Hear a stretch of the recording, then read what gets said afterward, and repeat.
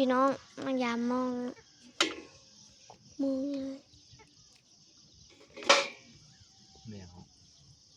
โอ้โอ้ยคนยามอันนี้ไม่ถูกยายดำยุก้นยามนะ นี่อยู่เฮ้ยได้ตัวหนึ่ง หัวขาดปลายังกินวะ ไอ้สัตว์ เฮ้ยโอ้ my god สองตัวพี่น้อง ไม่สมบูรณ์ อันสาม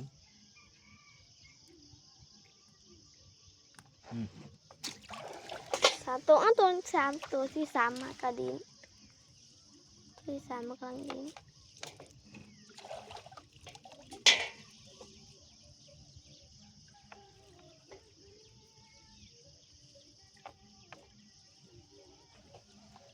อย่ามองพี่น้องนี่นี่ครับตัวที่สี่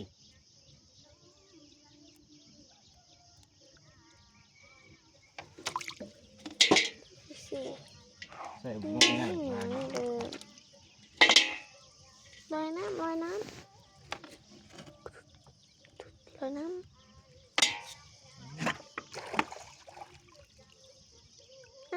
ถึงอีกแล้วน้องถึงอีกแล้วตัวที่หาเลยเนาะ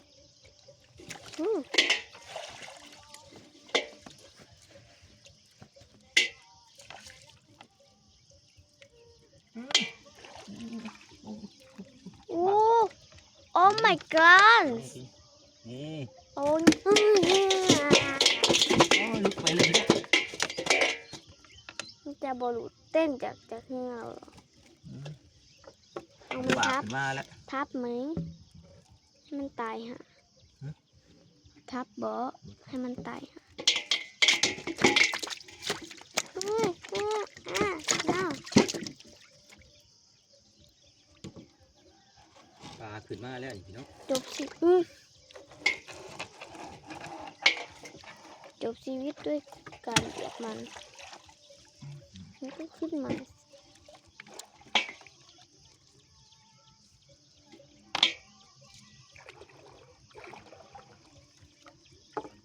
ก้องยังไง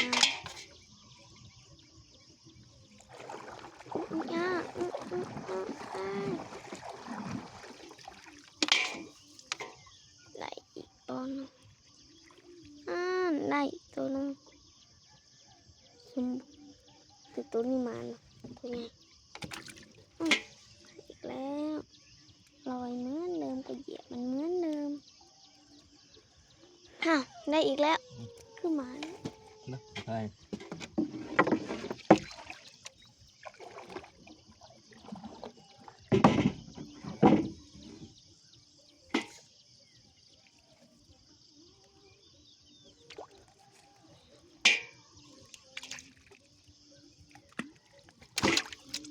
มันยังบอกกีดินบอกก็ย่าเรามีคนมาเหยียบโมงเลย ถ่ายดีนะกว่าถ่ายหามองดีกว่ากินหัวเป็นไง เขาต้องเบิ่งในกล้องน้องมือกล้องเลยเบิ่งในความเป็นจริงความเป็นจริงนะคือแจ้งแห้ง แจ้งปะ ความเป็นจริงนะความตอนนี้นะมือเป็นหมาหอน มันหายไป มันนอนหายปลาเขาบ่จักมันนอนหายปลาตัวใหญ่เขาบ่จักติสแล้วเนาะ แล้วนี่พี่น้อง ได้หลายเลยเนาะได้หลายเลยเนาะตัวใหญ่ก็แห้งได้ตัวใหญ่ก็ยังดีละ น้ำครับน้ำทิพย์ช่างน้สดๆไม่ป่าอย่างว่าคือเกล็ดงามโอ้ my god ส่งค่อยเปียกเบิดแล้วเจ้าอย่าทิ่มแห้งดิเจ้าอย่าทิ่มแห้งส่งค่อยเปียกเบิดแล้วนั่นสิ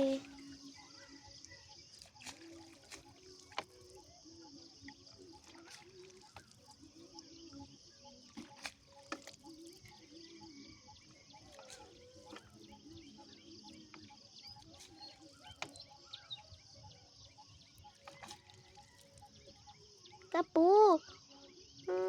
มันจะไม่หนีบมือสิ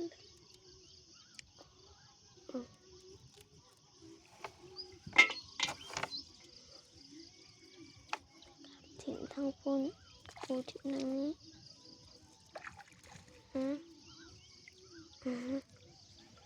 มันอีกแล้วเนาะพี่น้องมานกระเพราอีกแล้วเนาะ มาปะเนาะ เปิ้นเอามันคือดิน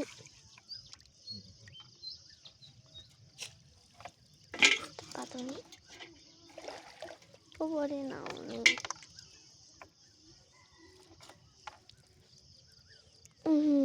ปลาหนาวชัวร์ๆเห็นไหม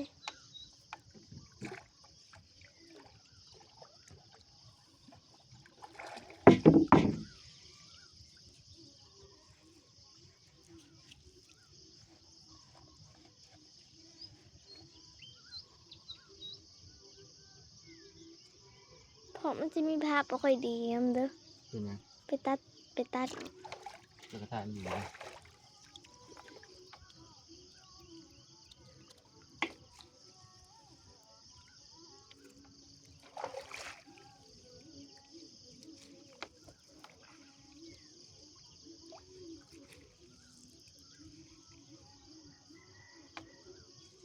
ในกล้องนะเบิ่งรักนะคือไก่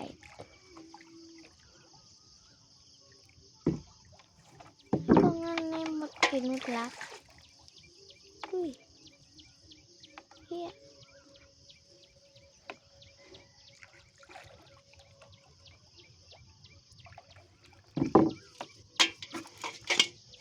ดูแต่ปูเนาะปู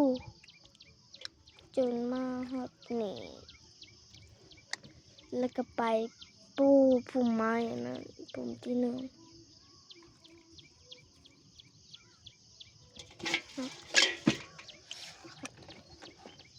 เด็กให้น้อง โอ้ โอ้ my god กระดูกเขียว เขามาเสียบดิหรือมันติดเอง เสียบนะ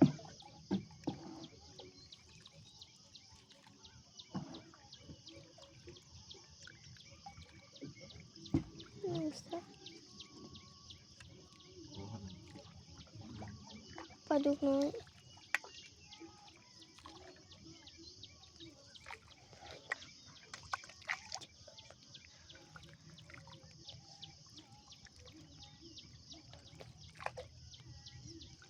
เท่านี้แล้วเขาอยู่หุ่นเอาเห็นมันอันนั้นน่ะ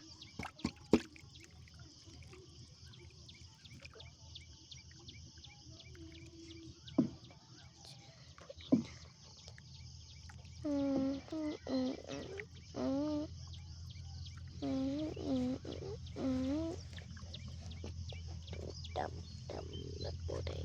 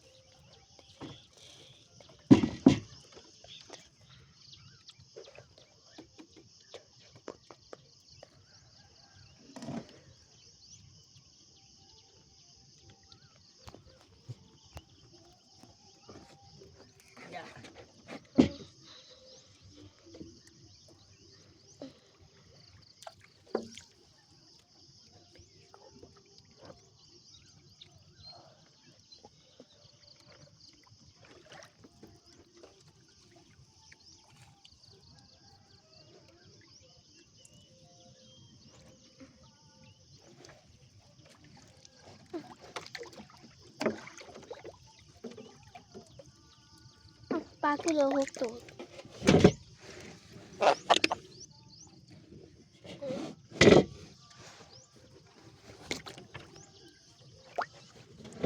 ปลาคือเหลือ6 ตัวอ้าวอยู่พุ่น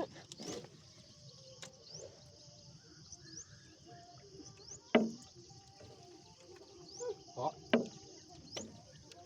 สายห้า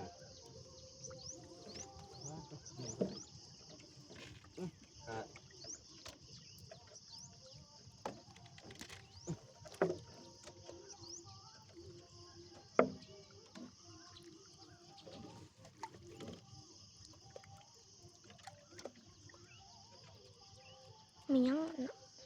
เก่งไหมเนาะจะลงถิ่มเขามาได้จะลงถิ่มเขามาเหือได้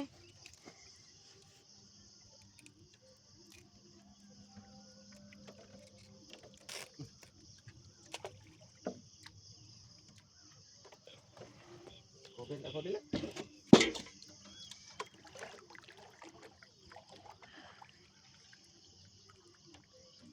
ไม่ยังบอกไม่ยังก็เบ็ด ป่ามอง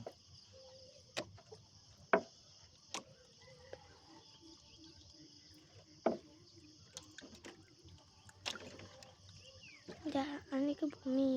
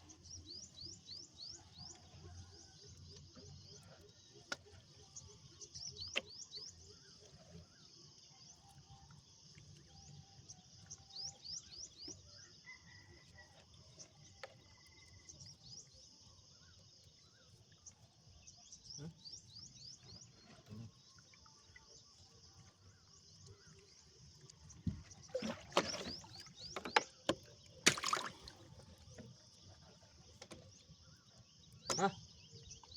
ลอยไม้ดีเด้อฮัน เอาเมาล่ะ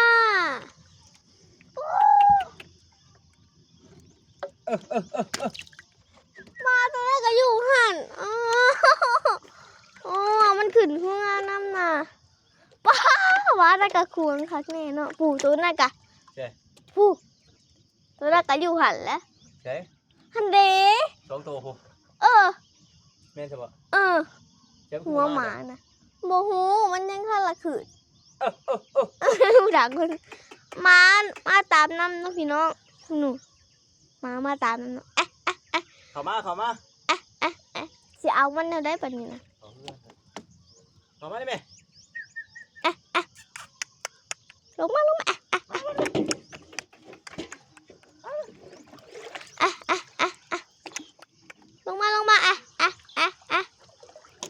เอาดิ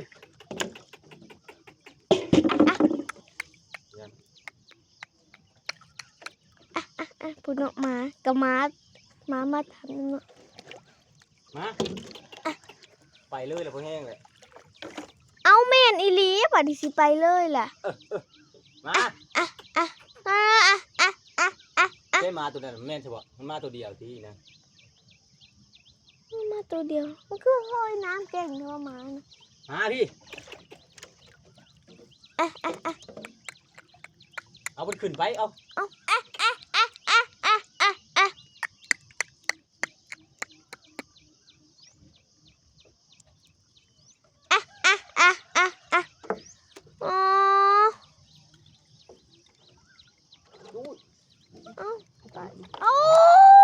อันนู้นพี่น้องนี่โอ้ my god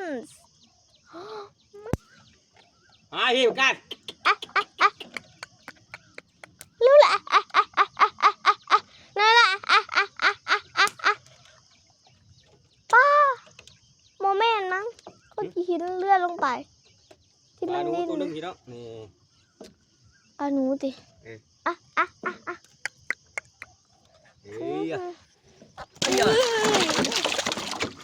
มาไปกับแม่เรามาเฮาหน่อยนะ คนเจ้าหมูมาได้อ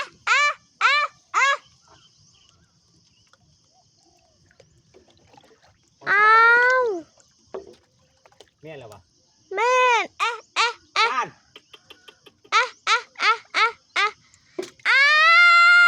เอ็นมาเนี่ย โอ้ย เอาไปเลยบ้าน โอ้ย ตาอ่ะอ่ะอ่ะอ่ะ ขาดไปเลย โอ้ย เสียเลยมาทุกตัว อืม ไปเลย ถ่ายคลิปบ่ลง ลอยมาตายอีกแล้ว โอ้ยบนหน้าห้องมาเลยลอยได้สบอก มันก็ได้อย่างไรเนาะ ก็ลอยจะผูกมันลอยบนจุดจุดใดค่ะ มาที่กินก็ลอยหน้าเพื่อน ลอยเก่งนะวะ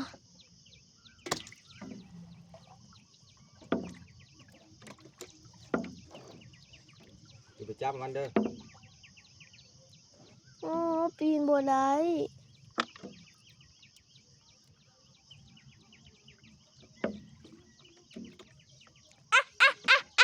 ลงมาเลยแม่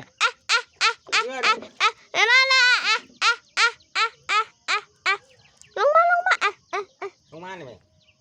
มากินนี่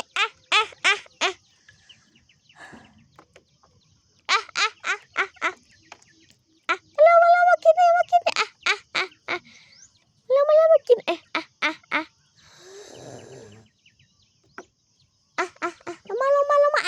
มากินเลยมากินแล้วเร็วมากินแล้วเร็ว ลงมา มาแล้วเอาเออ อย่ามาอะไรก่อนลงมาเลยแม่ โอ้ย ห่าว อิงหาวเล่นไปน้ำบุญปักหามเลยจังเว้นมันขวง มันจะลอยมาเองมัน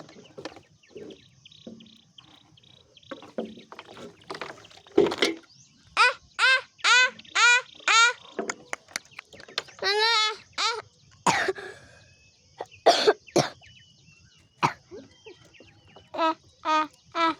ได้เพื่อนมาแล้ว อืม พี่มาให้ลอยหน้าจิ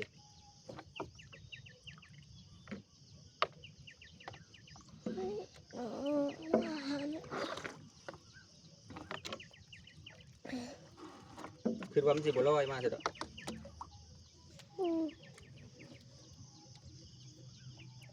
มาเรื่องนั้นกับบัวลอยนั่นน่ะมันนักโตมันละอ้วนเนี่ยกินข้าวไรก็มูอีก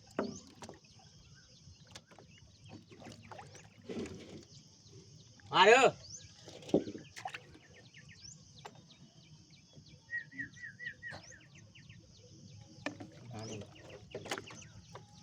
จะเป็นหนูใหญ่พี่น้องเลย โอ้หมานเลยหมานเลยทีนี้ก็ว่าวุ่นเลยหมานเลือดออกมา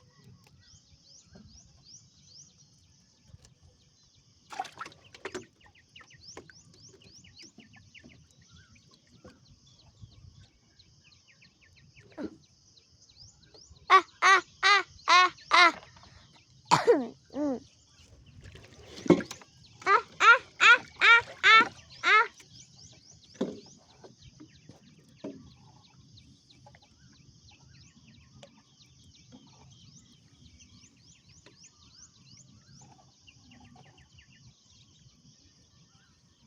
นั่น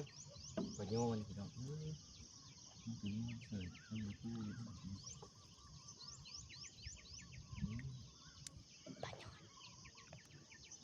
ปลาหย่อน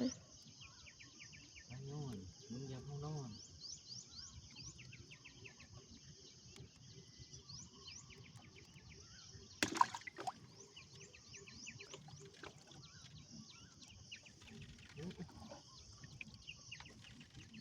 ตัวขวดมอง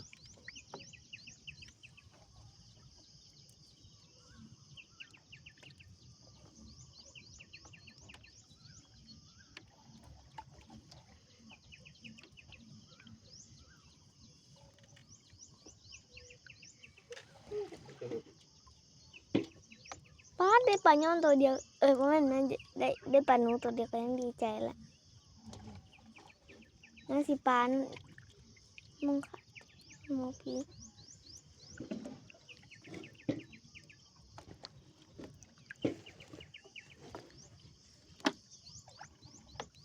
ได้อีกแล้วพี่น้อง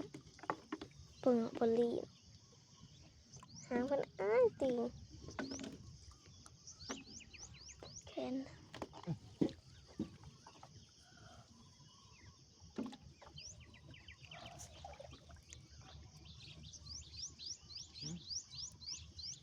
สอง อ้าว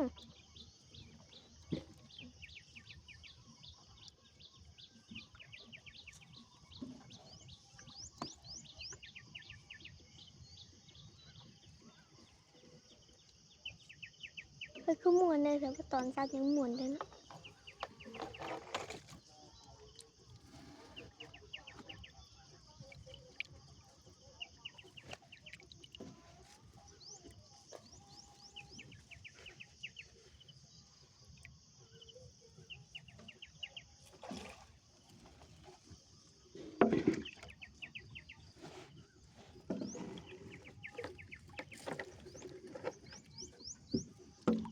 ปานงตัวมันคือลื่น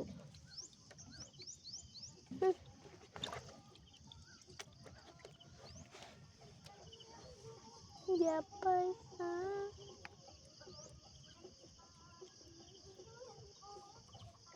มันไปลูกปลาตัวอื่นเข้าไปแล้วคนเลยคนหนึ่งกับทีนี้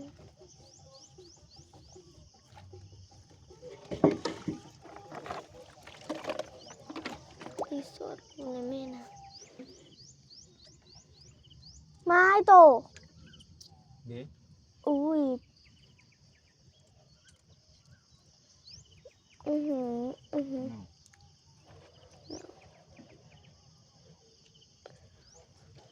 ผูกเพาะปลาแล้วก็อยุบปุ๊บ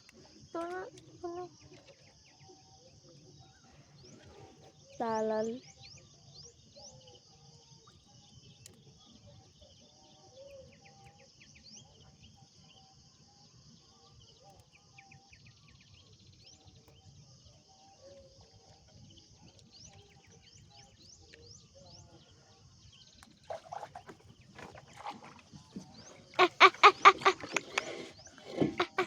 ลงมา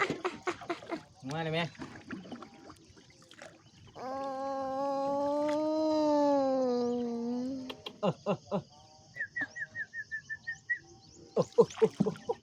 เนื้อปลาล์มเลยนี่